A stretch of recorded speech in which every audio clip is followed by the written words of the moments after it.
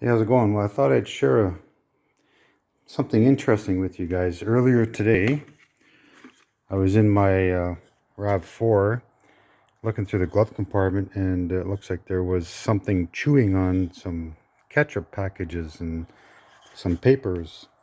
And then I took out I took out the cabin filter, and you can see something's been chewing on it.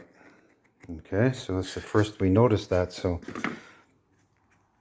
hang on, let me go get the keys. Okay, so it's a bit dark out. Hang on, let me get my flashlight. So obviously we have a mouse in there.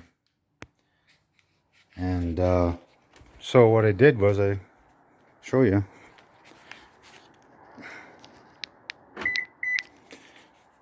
I put a mouse trap in there. And look what I got. Sure enough, there was a mouse in the ducks. I wonder how many there is. Let's see how big this guy is. Oh, he's a pretty good size. Wow, that's interesting. I've never had that before. Never had a mouse in my car. I'm going to reset the trap and see if there's any more. Okay, well, it's the next morning. Let's go check, see if we have any more.